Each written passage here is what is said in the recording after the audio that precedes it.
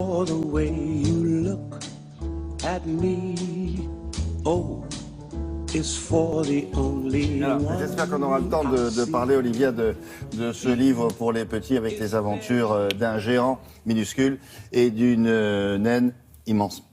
Celui-là, je l'adore. Bon, alors, d'abord, le livre de Charles Démès. Deux enfants du demi-siècle, publié chez HC Éditions.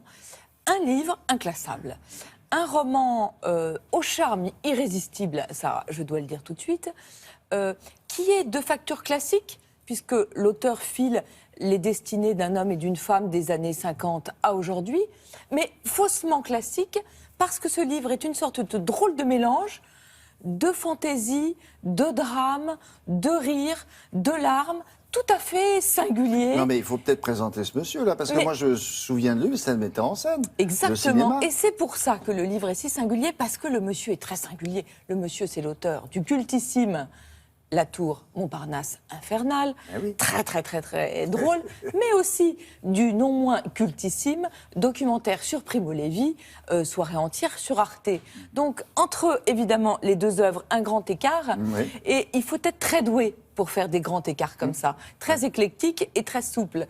Et cette souplesse de plume, elle est dans ce livre qui, comme ça, mélange divers univers. Alors, c'est pas son premier roman d'ailleurs, hein. Il a écrit, je me souviens d'avoir lu, il y a déjà pas mal de temps, un livre qui s'appelait Je et les chiens et un autre qui s'appelait Pourquoi les coiffeurs. Après, je dois reconnaître, j'avais un peu décroché, d'où grand bonheur de découvrir cet auteur. Vrai auteur, vraie plume, vraiment style, grand bonheur pour moi de le lire. Alors de quoi s'agit-il? Toussaint Legrand, les noms ont beaucoup d'importance dans ce livre, est un monsieur qui est correcteur, il s'occupe des mots MOTS des autres dans une maison d'édition et dans une entreprise de presse. Il a 57 ans, catastrophe dans une espèce de vie un peu médiocre, un peu étriquée comme ça, mais finalement il a trouvé son équilibre. Il reçoit une lettre de la Caisse nationale de retraite pour justement faire le point sur sa retraite. Là, ça le panique, tout d'un coup il sent qu'il a un pied dans la tombe et l'autre qui glisse. Il n'a pas du tout en plus tous ses papiers, sauf que ce qu'il ne sait pas, c'est que la lettre qu'il a reçue, qui n'est pas signée comme les lettres de l'administration, elle a été écrite par Thérèse Borowski. Or, Thérèse Borowski et Toussaint Legrand, le 25 juin 1967 à 16h43, ils ont fait l'amour comme des adolescents enfiévrés. Ils s'aimaient, ils pensaient qu'ils allaient passer leur vie ensemble, sauf qu'ils ont été séparés par leurs parents, parce qu'ils n'étaient pas du même milieu. Façon peut-être de dire que Thérèse était juive, que Toussaint ne l'était pas, et puis peut-être que la famille de Thérèse, elle, préférait un gendre juif bien de son milieu. Et pourquoi est-ce que Thérèse lui envoie des lettres aussi tard et une lettre pour lui annoncer sa retraite? Parce que Thérèse est devenue fonctionnaire et que donc elle s'occupe des retraites des gens et que par un hasard romanesque, eh bien tout d'un coup, elle s'occupe de régler la retraite de D'accord. Et elle a Toussaint. compris que c'était son vieux copain. Enfin, Elle l'espère, non. l'espère, elle se dit, est-ce qu'il y aurait un autre Toussaint quand même, c'est un nom pas banal.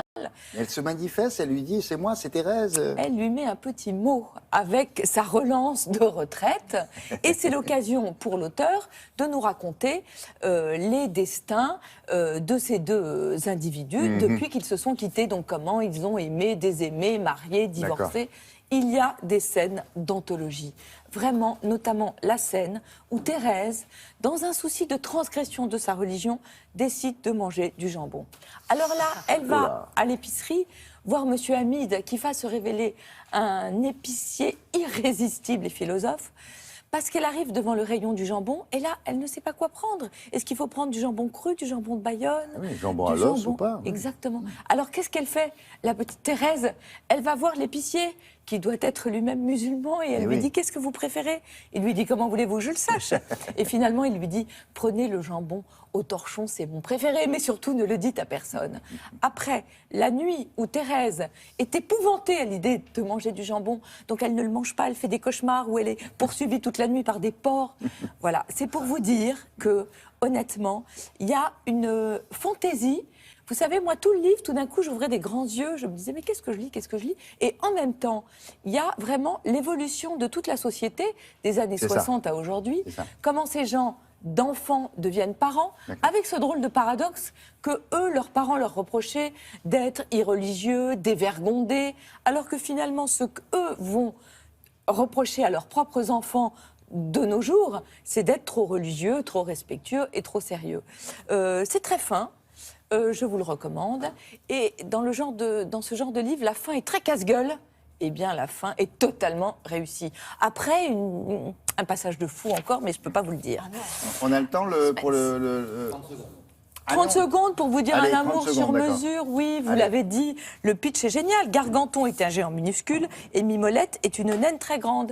Évidemment, ils sont rejetés par leurs deux communautés jusqu'au jour où ils vont se rencontrer et là, ils vont découvrir ensemble un pays où ni le mot nain ni le mot géant n'existe et enfin la liberté. C'est chez Nathan, l'illustratrice, elle est toute jeune, à mon avis, vous allez beaucoup en entendre parler parce qu'elle est plus que douée, elle s'appelle Alexandra Huard. Voilà. L'auteur, lui, s'appelle Roland Fuentes et les textes sont délicieux.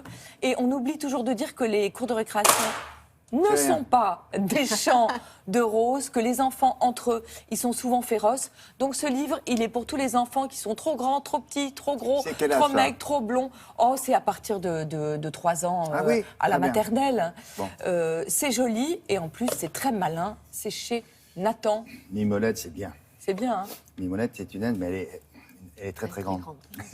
Ah, les dessins sont Ah vraiment ouais, très, très... Merci beaucoup.